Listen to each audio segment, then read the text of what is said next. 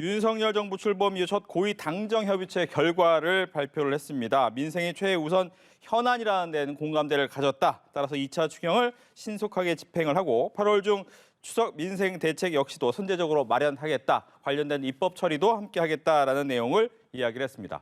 관련된 내용을 두 분과 함께 이야기 나눠봅니다. 윤기찬 국민의힘 법률위원회 부위원장, 이강윤 정치평론가와 함께 정치권 이슈 이야기 나눠보겠습니다. 안녕하십니까? 어서 오십시오. 앞서 나온 얘기 먼저 좀 해볼까요? 민생이 좀 중요하다고 지금 현재 보고 있는 거죠? 그렇죠. 민생, 특히나 이제 삼중고라고 저희가 표현하는데, 네.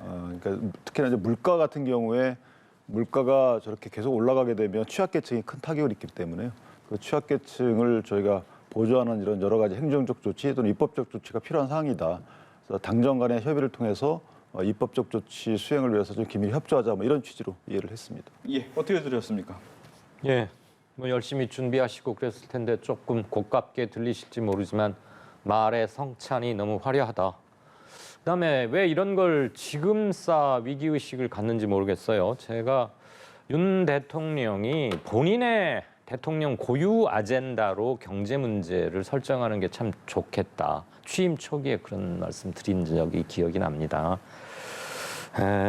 한덕수 총리도 있고 다 그러겠지만 대통령이 꿰차고 이건 내일이다 이렇게 하면 국민들에게 호소력도 좀 클 텐데 전반적으로 여권의 국정 운영 또는 담임 능력에 조금씩 물음표가 좀 커지고 있는 게 아닌가 여러 군데서 그런 생각이 좀 듭니다. 근데 이제 이게 국민적 비판이나 기대 이런 것들에 대해서는 사실 온전히 이제 여당과 대통령의 몫이죠.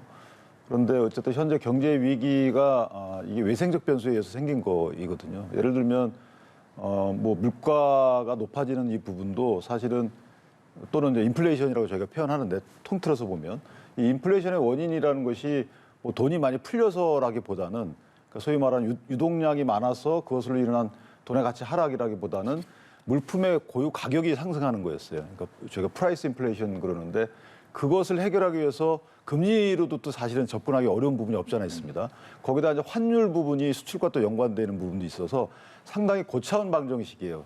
이것은 이제 어떤 솔루션이 하나 딱 있어서 이것만 풀면 되는 것이 아니고 티끌모아 태산식으로 풀어가야 되는데 상당히 어려운 문제이면 틀림없어요. 이것에 대해서는 정치권도 비판 위주가 아니고 아이디어를 주고 이것을 좀 반영해달라라는 합심 차원의 대응이 좀 필요하지 않을까 이렇게 생각합니다. 네, 국회 원구성이 이제 막 시작이 됐으니까 국회에서도 어떻게 좀 이야기를 꺼낼지도 관심을 가져보도록 하겠습니다.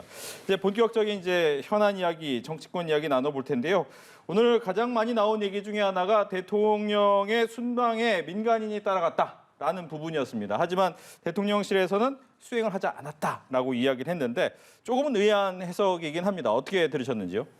그러니까 수행을 하진 않았다는 것은 이제 팩트인 것 같고요. 아마 현지 행사 기획에 도움을 준 것 같다. 이 정도가 팩트인 것 같아요.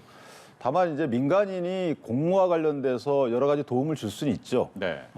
이전에 탁현민 씨 같은 경우에도 의정과 관련돼서 행정관으로 근무하다가 무리가 있자 그만두고 행사 기획 자문위원인가 이런 식으로 사실 민간인이면서 공무 수행에 관여하는 이런 형식을 취한 적이 있어요. 그러니까 저는 이게 아쉬운 게 뭐냐면 민간인이 국익을 위해서 도움을 주는 것은 있을 수 있어요. 그런데 거기에 이제 위촉이라든지 이런 식으로 행정적 공무 수행을 가능하게 하는 어떤 행정적 절차가 좀 필요했지 않았느냐. 예를 들면 채용은 안 된다 하더라도 위촉은 가능한 거 아니겠어요? 이런 식의 참모진이 좀 아이디어를 내서 이 부분을 좀 메꿨어야 되는데 네. 그러지 못했던 부분이 좀 문제가 있는 것이고요. 여기에 비밀 취급인가 이런 부분은 사실은 정치적 공세인 것 같고 약간 공무수행 사인 형식의 행정적 외피를 좀 씌우는 이런 아이디어를 참모진이 안 내서 이런 비판을 받게 이르렀다. 네. 다시 말씀드리면 결론적으로 실질은 문제 없다. 민간인이 가서 공무수행에 도움을 준 부분은 어느 부분에나 있거든요. 예. 정보위원회도 이런 부분이 많이 있습니다. 그러니까 이런 실질은 문제가 없는데 형식을 못 갖췄다. 그래서 이 형식적인 측면이 좀 많이 아쉽다. 이런 생각합니다. 예. 길게 얘기할 거 없이요. 공사 구분이 아직도 명확히 참 안 되고 있다. 그런 생각이 들고요. 꼭 그분이 인사비서관 이원석 검사였죠. 그분의 부인이 정말로 꼭 절실한 능력을 갖추고 있었다면 잠시라도 일시적인 타이틀을 부여해서 팀에 공식적으로 합류시키는 게 맞고요. 가기는 같이 갔는데 사적 수행은 없었다. 그럼 뭘 했는가? 이런 생각이 떠오르지 않겠습니까? 수행 안 했다. 좋아. 그러면 뭐 기획을 했다. 그러면 대통령실에 이게 작은 행사가 아닌데 대통령이 부부가 함께 가는 것은 그리고 이미 지난달 초에 마드리드에 답사까지 갔다 왔거든요. 네. 한 달 가까이 준비한 거예요. 그러면 대통령실 내부에 그런 걸 기획할 만한 사람이 없는가? 없어서 외부인의 조력을 잠깐이나마 받았다면 그것도 굉장히 큰 문제죠. 예. 알겠습니다. 근데 이제 그게 네. 사실은 그 기획도 뭐 행사의 취지나 아니면 뭐 당사자의 의중이 반영되는 기획이어야 되잖아요. 그래서 탁현민 씨 같은 경우에도 상당히 오랫동안 그렇게 근무하다가 자문위원이라는 민간인 신분에서 공무에 관여하는 이런 형식으로 한 1년 6개월인가 4개월 근무했단 말이죠. 그다음에 이제 의전비서관으로 승진한 거예요. 이런 형식적인 것에 대해서는 그동안에 야당이 크게 비판을 안 했어요. 무리 일으킨 것에 대해서는 비판을 했지. 네. 따라서 형식, 공무에 민간인이 지원하는 그때도 보수 안 받고 명예직이라고 했단 말이죠. 이런 형식적인 측면에 대해서 아쉬운 것이지 실질에 있어서는 비판 대상이 아니다. 저는 뭐 개인적으로 그렇게 생각합니다. 알겠습니다. 뭐 민주당에서는 이 부분에 대해서 계속적인 이야기를 해 나갈 것으로 보이기 때문에 차차 또 이야기를 해 보도록 하겠고요. 또 하나는 이제 윤석열 대통령이 이제 인사 논란에 대해서 그 도어 스태핑을 하면서 조금 강하게 이야기를 한 부분을 놓고 여당 내에서 또 얘기가 나왔습니다. 그거는 과거 민주당과 다를 바가 없는 남 탓하는 건 좀 문제가 있다라는 시선을 내보였는데 이건 어떻게 된 건가요? 그러니까 그런 발언이 이제 청년 정치인의 입에서 나온 거 볼 수 있습니다. 네. 그런데 이제 대변인이라는 거죠. 그 대변인의 말은 여당 대표의 의중이 반영됐다고 오해할 수도 있는 것이고 네. 또는 당의 공식적인 의견이다 또 이렇게 평가될 수도 있는 거거든요. 그렇죠. 그래서 이 부분은 그 SNS라는 어떤 사적인 공간을 통해서 전 발언이 나온 것에 대해서는 좀 부적절하다. 그러나 발언 내용 자체에 대해서는 뭐 경청할 만하다 이런 생각이 들고요. 다만 이제 인사 기준이라는 것이 절대적 기준이 없습니다. 이전에 문재인 정부와 같이 뭐 10대 기준, 7대 기준 이렇게 스스로 세워서 여기에 어긋나면 인사하지 않겠다. 이런 기준을 세운 이후에 인사를 하면은 몰라도 그때도 물론 그 해당 그 인사 기준에 저촉되는 인사가 많아서 비판의 대상이 됐죠. 그러나 뭐 절대적 기준, 평가 기준이 없기 때문에 아마 전임 정부를 기준 삼아서 아마 얘기를 하게 된 것이 아닌가. 그런 마당에 마치 절대적 기준이 있는 것처럼 저렇게 우리 당 대변인이 얘기를 하게 되면 예. 사실 일단 우리 스스로가 기준을 세운 거잖아요. 잘못됐다 이거. 그래서 저 부분은 조금 성급하지 않았나 뭐 그렇게 생각합니다. 알겠습니다. 민주당 정부 장관급들 중에 이렇게 훌륭한 사람들 본 적 있느냐? 민주당도 이랬다. 대통령이 그 매일 출근길에 지금 한 말이 연일 문제를 만들고 있는데 민주당이나 문재인 정부가 마땅치 않아서 그들이 좀 왠지 성에 안 차서 윤석열 후보나 국민의힘을 찍었던 분들에게는 이런 대통령의 발언이 굉장히 황당하고 좀 허탈하게 들릴 수도 있겠다. 지지층을 확실히 가지고 가는 것은 좋은데 네. 민주당이 문제가 있었어요. 자, 백보양보해서 그렇다고 칩시다. 문제 있었겠죠. 민주당도 이랬으니까 우리도 이 정도는 뭐 애교로 봐달라. 이거는 새로운 정부를 맡은 수반께서 할 말은 정말 아니라고 봅니다. 차제에 좀 몰라요. 윤석열 대통령의 스타일이 좀 격이 없고 화통하고 뭐 이런 방송에 부적합한 속어인지는 모르지만 뭐 뒤끝 없고 아싸리 하는지 그런 스타일인 것 같긴 한데요. 네. 정제되지 않은 대통령의 기자문답에서 나온 말들이 곳곳에서 평지풍파를 일으키곤 하는 것을 여러 차례 보아왔습니다. 이건 대통령뿐만 아니라 전체 국정 운영에도 굉장히 부담이 되고 국격하고도 이어질 수 있다고 봅니다. 저건 좀 자제가 힘들다면 횟수를 줄이거나 아니면 주변 스태프들이 좀 강하게 뭘 챙기거나 보조하거나 이렇게 하는 게 필요하지 않을까 싶습니다. 횟수 줄이는 건 쉽지 않아 보이긴 합니다만. 네. 저는 도어 스태핑이 사실은 상당히 큰 의미가 있다고 봐요. 이렇게 비판의 대상이 되는 것도 어떻게 보면 의미 하나인 것이죠. 그러니까 다만 이제 대통령이 언론인의 질문을 받고 대답하는 그 이제 태도 면에서 보면 사실은 언론인 개인에게 질문을 받고 대답하는 건 아니잖아요. 네. 그래서 이제 국민께 말을 하는 거라서 조금 더 공식적인 이런 모양새가 나왔으면 좋겠다. 이런 생각은 좀 해봅니다. 그리고 한 말씀만 더 올리죠. 윤 대통령께서 아직도 분노와 울분에 찬 대선 후보 시절의 그런 것을 조금 못 벗고 있는 건 아닌가 그런 생각이 좀 듭니다. 특히 전 정부를 비판하는 그런 이제 과정에서. 울분이라기보다는 아쉬움의 표현인데 제가 볼 때는 민주당이 이 국정에 협조를 잘 안 한다. 아마 이런 생각이 있을 건 같아요. 그러니까 지금 이 얘기한 것도 나의 인사 기준이나 인사가 마냥 잘 됐다라는 것보다는 네. 민주당 과거 행태 보면 33명을 사실은 청문 보고서 채택 없던가 단독 채택해서 임명을 했거든요. 횟수로 보면 37번이에요. 상당히 많죠. 그때도 뭐 아시다시피 뭐 유은혜 장관을 임명할 때는 문재인 대통령께서 뭐 전설 같은 얘기다라고 하면서 이제 청문회 때 많이 시달린 분들은 일을 잘하더라. 이런 식의 또 덕담도 건네셨단 말이에요. 그러니까 이런 식의 그 과거의 행태에 비추어 보면 지금 성급하게 이렇게 막 비판만 쏟아내는 것은 조금 아쉽다. 뭐 이런 취지의 발언이 아닌가. 민주당이 그런 거 하다가 정권 내놨거든요. 그러니까 민주당이 잘못한 걸 국민의힘도 따라서 하면 안 되죠. 따라하는 게 아니고 민주당이 34번이나 했었는데 우리는 아직 4번 정도밖에 안 했어. 우리 앞으로 한 30번 더 남았어. 설마 그 말씀은 아니시겠지만 근데 이제 인사청문회를 국힘이 안 하면 달라지네. 정치가 달라지네. 정당끼리 뭘 주고받아도 민주주의는 훼손되지 않고 오히려 국힘 시절에서도 민주주의가 나아갈 수 있구나. 이런 거 보여주면 더 좋잖아요. 근데 이제 인사청문회를 안 한 것은 사실 국회 잘못이에요. 왜냐하면 국회가 열리지 않았잖아요. 그러니까 당을 떠나서 국회 잘못인 거고 두 번째는 어쨌든 전문성 측면에서는 그래도 나름 조금 진일보했다라고 자평을 하시는 것 같아요. 그러다 보니까 이전에 뭐 김현미 국토부 장관의 예나 유은혜 뭐 사회부총리 예나 이런 거에 비춰보면 조금 더 평가를 받아야 되는데 그런 아쉬움의 표현이 아닌가라는 생각을 합니다. 알겠습니다.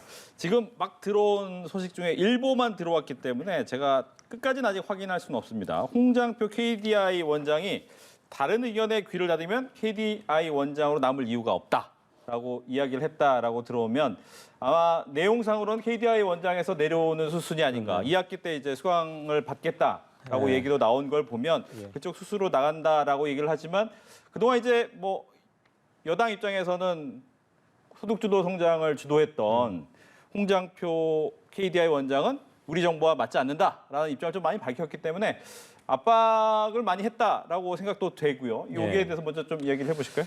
그 KDI라 그러면 그 많은 국책연구원 중에서도 가장 뭐랄까요? 원로, 상원, 최상위 기구라고 할까요? 굉장히 중요성을 많이 갖고 있는 곳이죠. 홍장표 원장은 방금 앵커 말씀대로 소득주성당을 주도했고 청와대에서 오랫동안 이걸 하다가 맡은 분입니다. 불편했겠죠. 솔직히 말하면 경제 철학이 완전히 다르니까. 그런데 전 정부의 김은경 환경부 장관 그리고 백운규 사자부 문재인 정부 하에 장관 수사하고 했을 때 그게 뭐예요? 제 임기 제대로 지키지 않고 나가라고 하고 이랬던 거잖아요. 지금은 이 정부에서는 아주 노골적으로 대놓고 방통위원장 그리고 국민권익위 전현희 위원장, 홍장표 KDI 원장 등등등 해서 염치가 있어야지 말이야 정권이 바뀌었으면 나가야 한다는 식으로 공개적인 압박까지 하기에 이르러 있습니다. 물론 정무적인 자리면 거취를 그와 함께 하는 게 맞으나 몇몇 그 임기를 정해 두었을 때는 반드시 그럴 만한 이유가 있지 않았겠습니까? 그리고 임기를 정할 때 여야가 합의로 했던 것이니까 저는 이렇게까지 겁박하는 수준으로 공개적으로 하는 것은 문제가 좀 있다는 생각은 듭니다. 그러면 이전에 수사했던 것과 뭐가 달라지겠습니까? 네. 근데 이제 공개적인 사실 정치적 공세는 겁박이라고 보기는 어렵고요. 이렇게 이제 직권남용이 된 사례들은 주로 비공개였죠. 실질적인 구체적인 이제 압박 수단이 동원됐던 부분이고 KDI 원장 같은 경우에는 말씀하신 대로 뭐 정책을 위반하거나 평가하는 상당히 상위 기관이기 때문에 소득주도 성장이라는 부분은 전 정부에서도 실패를 어떻게 보면 자인해서 포용적 성장으로 바꿔서 명명했던 부분이 없잖아 있잖아요. 따라서 이분이 정책 기관에 남아서 있는 것은 모양새도 안 좋은 것이고 그 자체가 지난 정부에 또 누가 될 수가 있는 거라서 만약에 이분이 지금 현 정부에 부합하는 정책을 위반하거나 이런 데 관여하게 되면 이 부분도 전 정부와 또 안 맞는 거 아니겠어요? 저는 그래서 이 부분이 그 KD 원장이 그만두는 부분은 이제 자연스러운 것이고 차제 제도적으로 대통령과 임기를 같이 하는 이런 식의 제도 개선은 좀 필요하지 않을까 이런 생각을 합니다. 네, 홍장표 원장이 이제 명확하게 뭐 사퇴 의사를 밝힌 건 아니고 저렇게 의사를 지금 밝히고 있기 때문에 앞으로 어떻게 될지도 또 한번 살펴봐야 될 것 같습니다. 이제 당내 문제로 좀 넘어가 봐서요. 이준석 대표 같은 경우에는 어제 이제 뭐 한 8일 정도 SNS 하다가 그제부터 조금 얘기 나오기 시작했습니다. 근데 어제 나온 얘기는 무슨 얘기인지 모르겠습니다. 손절이 웬 말이냐, 익절이지. 이건 어떤 의미입니까 도대체? 글쎄 본인이 이제 뭐 구체적으로 설명을 잘 안 하는데 했으니까. 네. 손절은 통상 저희가 이제 주식 등 이렇게 경제적 관념으로 보면 손해 날 때 더 큰 손해를 피하기 위해서 중간에 터는 거잖아요. 손해를 보더라도 그렇죠. 거기서 떠나는 네, 거거나 그렇죠. 뭐 주식을 팔거나 이런 식인 것인데 익절이라는 것은 뭐 굳이 거기에 빗대어 본다 그러면 현재 이익이 나지만 이익이 나는 상태에서 그 해당 행위를 그만둔다.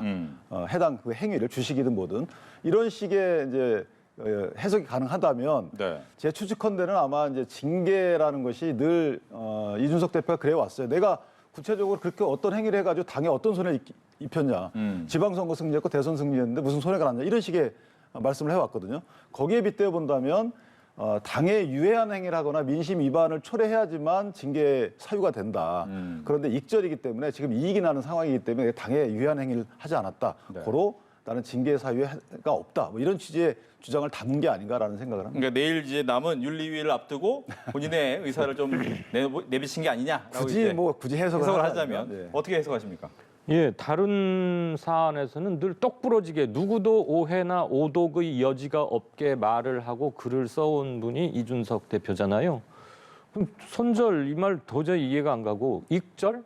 이익이 났으면 왜 컷오프 버립니까? 이익 났으면 계속 가지고 가야죠.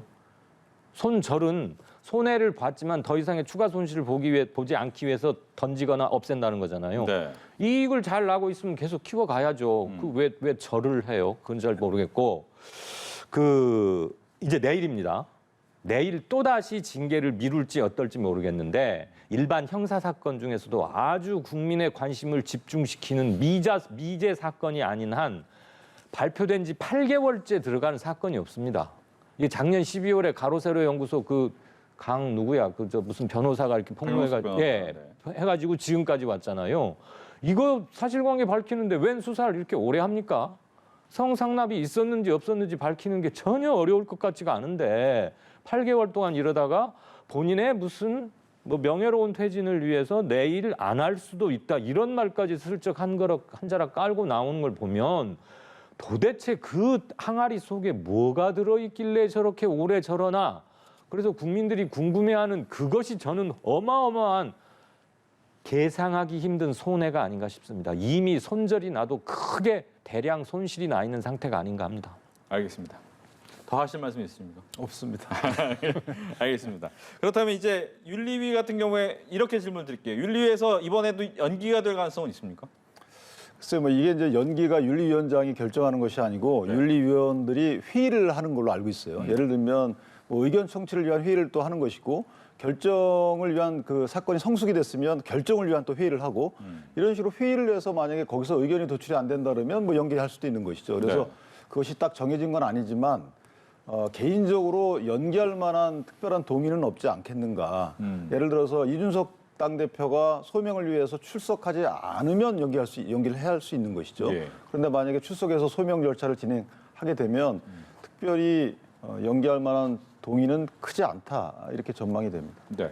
근데 연기를 하든 안 하든 어떤 결론이 나와도 이준석 대표의 리더십이라고 해야 될까? 리더십은 흔들렸다고 봐야 됩니까? 징계를 통해서 리더십이 흔들렸다기보다는 저는 이준석 대표가 현 상황을 보는 시각이나 그 행동 때문에 리더십이 흔들리고 있다고 봅니다.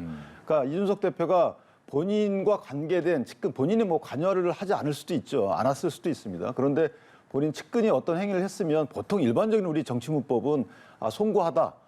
그러나 사실관계 이렇습니다. 이렇게 가야 되는데 이준석 대표는 전혀 뭐 잘못했다, 유감이다 이런 소리를 하질 않아요. 그러니까 모든 잘못은 다 다른 사람한테 있는 것이죠. 어떤 특정 사건이 일어나게 되면 이 사건은 나하고 상관없는 것이죠. 그런데 당대표의 지도력이라는 것은 어떤 상황이 벌어지면 상황에 대해서 무조건 책임을 지는 거예요. 그리고 그 사람의 속뜻이 어떻든지 간에 내가 다가가서 내 사람은 만들거나 당을 위해서 같이 행동에 나가게끔 하는 것이 지도력이에요. 근데 이 지도력의 개념에 대해서 좀 다른 생각을 갖고 있는 것 같아서 저는 좀 아쉽다는 생각이 들고 이 징계 윤리위원회에서의 결론이 저는 뭐 개인적으로 경고 이상 나오지 않는 그런 사이다라고 봅니다. 개인적으로. 그런데 이 윤리위원회의 운영 과정을 대하는 이준석 대표의 태도도 그냥 당원의 한 사람으로서 나 그 윤리위원회 처분에 따르겠다. 그리고 소명 자체를 충실히 하고 이렇게 해야 되는데 윤리위원회를 쥐고 흔들었잖아요. 이런 부분은 나중에 당원들이 그렇게 하면 어떻게 할 겁니까? 당대표로서. 이런 식으로 당의 질서를 당대표가 흔드는 이런 사실은 저는 그 자체가 징계 사유라고 봐요. 그래서 이 부분은 당대표로서 저는 하루빨리 지도력을 또 리더십을 회복하기 위한 구체적인 행동에 나설 것을 바라고요. 그렇게 해줬으면 좋겠습니다. 그러니까 두 당, 민주당과 국민의힘의 젊은 정치인이 지금 논란의 중심이에요. 이준석 대표는 이렇게 윤리위 때문에 돼 있고 박지원 전 비대위원장 같은 경우에는 당대표 출마하겠다. 안 된다. 내가 왜 안 되느냐라고 하면서 이제 계속해서의 싸움을 시작하고 있단 말이죠. 예. 이 부분은 어떻게 봐야 됩니까? 이거 상당히 뜻밖의 지점에서 조금 어처구니 없는 게 커지는 양상이에요. 출마 자격은 명확히 정해져 있잖아요. 그리고 한 사람을 위해서 바꿔야 할 확실한 이유가 정치적인 이유가 됐건 많은 사람의 요청이 있건 정무적인 판단을 통해서 이번에 좀 이걸 차제에 바꾸자. 그렇게 해서 절차를 밟아서 받는다면 모르겠는데 그런 거 없었지 않습니까? 아마 박지현 전 비대위원장은 요번에 출마하는 꼼꼼한 그 규정, 가이드라인 이런 것을 미처 못 챙겨봤던 게 아닌가 싶고요. 만약에 그게 사실이라면 좀 불성실합니다. 그럼에도 불구하고 알긴 알았음에도 불구하고 나의 출마 발표를 통해서 당의 경각심을 주고 뭔가 변화를 촉구하려고 하는 거라면 방법은 조금 좋아 보이진 않고요. 이때는 지금 이 건에 관한 우상호 비대위원장의 처신이 저는 가장 무난하다고 생각을 합니다. 이번 한 사람을 위해서 이렇게 바꿀 수는 없는 것이고 그 문제점을 수용해서 논의를 한 끝에 더 개방을 넓힐 것은 필요하다면 논의를 하자. 이번에는 출마 자격은 없는 게 맞는 것 같다라고 하는 게 좋을 것 같은데 지금 기세를 보니까 전혀 수긍하지 않고 나는 그래도 무조건 나가겠다 이런 거 아닙니까? 이것은 창조적인 파괴가 청년 정치에게 주어진 특권이자 의무일 수 있지만 룰을 저런 식으로 바꾸는 것까지 창조적인 파괴에 넣을 수 있는 것인가 저는 조금 생각이 다릅니다. 예, 어떻게 보고 계십니까? 저도 비슷한 생각인데요. 어쨌든 일단 박지원 전 비대위원장의 존재 자체는 민주당에 분명히 도움이 됩니다. 저 개인적으로다가는 당대표로 출마하거나 최고위원으로 출마할 필요성도 있어 보입니다. 그런데 그 출마하는 과정에 이제 룰을 저렇게 무시하는 듯한 표현은 사실은 공정과 전혀 관련이 없죠. 그리고 토사구팽, 계력 이렇게 얘기를 하시는데 실제로 본인이 이제 선거에 패배한 것에 대한 책임을 지고 본인이 물러났어요. 토사구팽은 아니잖아요. 그다음에 왜 나를 갖다가 지도부에 입성할 기회를 안 줘라고 하는 것 자체가 저는 청년 정치의 그 어떤 여태까지 뭐 해왔던 그런 과정에 비춰보면 저것이 과연 청년 정치의 정신인가 이런 생각 들고 해서 좀 더 기다리면 당원으로서 역할을 충실히 또는 획기적인 역할을 할 수 있는 거 아니겠어요? 제안도 할 수 있는 것이고 저는 조금 더 시간을 두고 차분히 다가가는 것이 박지원 전 비대위원장의 정치 행보를 위해서도 좀 도움이 되겠다 이런 생각이 듭니다. 예. 뭐 앞서 이제 당원 당규 얘기를 해서 당원 당규 제대로 안 봤다라고 하지만 전당대회 룰을 놓고도 전당대회 준비위원회와 비상대책위원회가 서로 싸우는 모습이 보였어요. 그리고 나서 결과적으로는 약간의 절충안이라고 해야 될까요? 당대표 할 때는 여론의 30%를 반영하는데 최고위원 할 때는 그냥 중앙위원회에서 다 뽑겠다라고 해서 약간의 절충점을 찾긴 찾았는데 좀 순탄하진 않네요. 명분도 썩 있어 보이지 않고 모양새도 그닥 좋지 않은 절충처럼 되어버렸습니다. 그 절충에 이르는 과정에 전당대회 준비위원회 전준희 위원장이 뭐 사표도 내는 소동이 생기고 하니까 이게 비대위 체제와 정통성을 갖고 선출된 정상적인 지도부 차이라고 저는 봐요. 이거 괜히 여기서 또 뭐가 잡음이 나고 하면 아직도 정신 못 차렸네 이런 소리 바로 나오거든요. 그리고 우상호 비대위원장의 역할이 어디까지인지가 한계가 있을 수밖에 없죠. 그건 우상호여서 한계가 있는 게 아니고 비대위원장이기 때문에 어쩔 수 없습니다. 어쩔 수 없는 대목이 있는데 우리가 김종인 직업이 비대위원장이라고도 일컬어지는 김종인 비대위원장이 참 잘한다. 비대위만큼은 잘한다고 하는 이유가 이분은 딱 이거다 싶으면 그냥 아무 소리 없고 직진고우합니다. 그리고 옆에서 잠깐 뭐라고 해도 그냥 밀고 가면 대충 되는데 지금 민주당은 그럴 만큼 호락호락한 상황이 아닌 거예요. 그래서 뭐 예비 경선 과정에서 여론조사 30%하고 이런 건 저는 의미는 있어 보입니다만 중요한 것은 당무위원회에선가 600명이 뭘 확 결정해 버릴 수 있는 건 그냥 놔두고 있잖아요. 그 점은 당내 민주주의를 활성화하고 넓히는 과정에서는 조금 애석한 점은 듭니다. 이 점은 차차 고쳐 나가야 된다고 생각을 합니다. 예. 근데 결과적으로 이 전당대회 룰을 좀 바뀌는 것은 일차적으로 당 대표를 나가는 이재명 의원한테는 좀 유리해지고 예. 최고위원을 노리고 있는 일부 나머지 사람. 철험의 의원들한테 좀 불리해지는 것 아니냐, 그런 절충점을 찾은 거 아니냐, 예. 이런 얘기 나오는데 이 부분은 어떻게 보세요? 그러니까 전대룰이 사실은 이제 그런 것 때문에 지도부의 이제 당 대표의 경우에는 이게 만약에 통합형 집단 지도 체제다 그러면 사실은 되게 더 치열했을 거예요. 근데 어쨌든 분리형으로 이제 치르기로 된 거잖아요. 그렇다면 최고위원회 구성을 어떻게 할 것인지 가장 관련된 것이죠. 그렇기 때문에 이 룰 자체가 100% 중앙위원회가 결정을 하든 아니면 여론조사를 거기에 가미하든 이런 부분들은 어느 것이 맞는지는 모르죠. 근데 현 정치 상황에 비춰보면 사실 인위적으로 만약에 100% 중앙위원회에서 컷오프 결정하게 되면 인위적으로 개파를 근거로 해서 분배가 되겠죠, 최고위원들이. 그런데 그걸 막기 위해서 이제 30%라는 여론조사를 넣자는 거 아니겠어요? 어느 게 옳은지 모르겠지만 저는 개인적으로 어쨌든 지도부 구성에 어떤 인위적인 노력을 가하는 것은 좋지 않다. 네. 설령 그것이 30% 여론조사를 반영했다 하더라도 하게 되면 팬덤층이 있거나 또는 국민적 지지도가 높은 인지도가 높은 분이 되는데 그분이 또 사실은 당에 유리한 어떤 환경을 조성할 수 있다. 그렇더라도 그것은 감수해야 되는 게 아닌가라는 생각. 제가 이 대목에서 네. 어제 그제네요. 지난 월요일 아침에 저희 KSOI가 여론조사에서 발표한 거 일부를 잠깐 말씀드리겠습니다.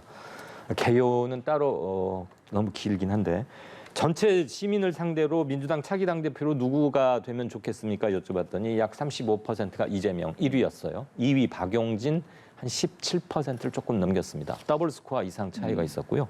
민주당 지지자들로만 한정해서 같은 질문을 드렸더니 무려 72% 가까운 절대 다수가 이재명 의원을 선택했습니다.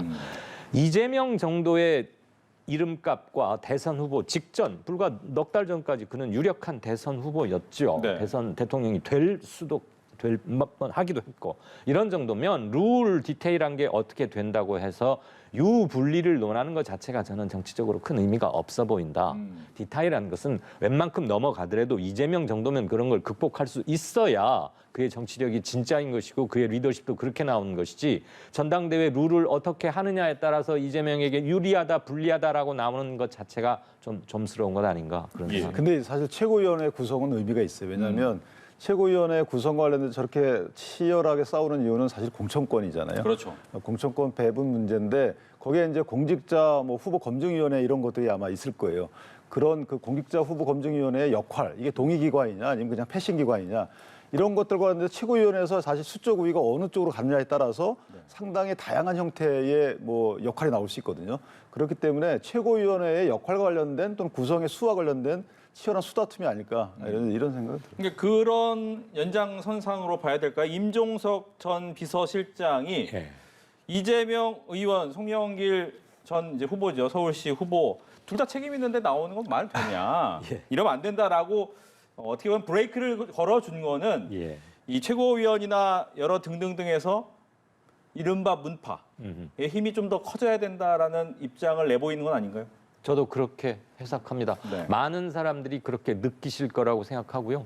임종석 전 비서실장 그만둔 지가 하도 오래돼서 뭐라고 호칭을 해야 될지 잘 모르겠는데 임종석 전 의원은 다분히 그 말 하고 싶어서 꾹꾹 참다가 아주 세게 말한 것 같고요. 표제 겉으로 드러난 것은 6월 지방선거 출마 교통정리 과정에서의 두 사람에 대한 강력한 비판이지만 그 밑바탕에는 특정 정파들의 당의 전횡을 아주 경계한다. 더군다나 지금 친문 진영 아무도 없잖아요. 그것 때문에 얘기를 한 것 같습니다. 아울러 자신의 정치적 공간도 좀 확보할 필요성을 느꼈을 거고요. 알겠습니다. 끝으로 하나의 질문만 두 분께 같이 드립니다. 검찰총장 꽤 오랫동안 임명이 안 되고 있는데 앞으로도 상당 기간 안 될 것 같고요. 돼도 식물총장 아니냐라는 얘기가 벌써부터 나오는데 이거 어떻게 됩니까? 일단 식물총장이라는 단어는 사실은 이제 맞지 않는 거죠. 왜냐하면 거꾸로 얘기하면 이게 지금 언론의 비판이라는 게 이게 논리적으로 모순이 되는 거예요. 그러니까 대통령과 그다음에 한동훈 법무장관과 검찰총장의 관계가 틀어져 있기 때문에 수사를 못하게 하거나 체근하게 하거나 이럴 경우에 총장이 거기에 대해 따르지 않게 되면 힘을 없애면 이런 식물총장이 되는 것이죠. 네. 근데 지금 너무 일체화된다고 걱정들 하고 있잖아요. 그렇기 때문에 식물총장의 의미는 안 맞는 것이고 검찰총장의 실제 힘은 어디서 나오냐면 인사권도 있지만 실제 수사지휘권이거든요. 해당 수사팀이 수사 잘못하게 되면 승계시키거나 이전시키거나 위임시키는 이 권한이 실제 있는 가장 중요한 권한이라서 이 권한을 뺏지 않는 한 식물총장이라는 단어는 어울리지 않는 것이고 다만 후보자 추천위원회가 너무 구성이 좀 늦은 건 맞아요. 그래서 지금부터 후보자 추천위원회를 구성해서 검찰총장 청문회 등을 거쳐서 임명하기까지는 2달 이상 걸리기 때문에 2달 이상이면 사실 검찰 수사권이 없어지거든요. 그래서 거꾸로 얘기하면 검찰총장 임명부터 서두르지 않은 이유가 거기에 있다. 검수완박 법안으로 해서 9월 12일까지만 검찰이 수사권을 사실상 갖고 있는 것이 되기 때문에 그런 입법적인 한계 때문에 검찰의 인사가 이런 기형적인 형태로 됐다. 오히려 저는 이렇게 이해를 하고 있습니다. 그 구단주와 감독이 일세를 풍미한 대단한 스타 플레이어 둘이 있어요. 그 밑에 수석 코치로 관련하는 사람은 아무리 야구를 잘해도 자기가 잘 안 보입니다. 그리고 또 잘하려고 애를 써봐야 표도 잘 안 날 거고요. 그래서 있는 듯 있지 않은 듯 그저 무난한 사람을 찾다 보니까 조금 시간이 많이 걸리는 거 아닌가. 지금 윤석열과 한동훈 앞에서 이 나라 이 두 사람 앞에서 검찰에 대해서 왈가왈부할 사람이 몇이나 됐겠습니까? 그리고 나오고 인사청문회 할 때 다 밝혀지고 뭐 이러면 무쇠살 가능성만 높은데 아마 제안받은 사람들 다 도리도리하지 않을까 싶기도 하고요. 근데 짧게 말씀드리면 저는 이제 동의하지 않는 이유가 뭐냐면 예컨대 검찰의 운영 형태나 검찰의 신백이라는 정부가 들어섰기 때문에 검찰총장으로 와도 이거는 오히려 나한테 큰 이득이 안 되겠다. 그렇다면 그 말씀을 이해해요. 그런데 지금은 오히려 언론의 비판이 왜 이렇게 검찰 강화하냐라는 입장이기 때문에 그 과정에 검찰총장을 마다할 사람이 있겠는가라는 생각을 합니다. 알겠습니다. 이렇게 해서 두 분과 정치권 이슈 이야기 나눠봤습니다. 오늘 얘기 잘 들었습니다. 맞습니다.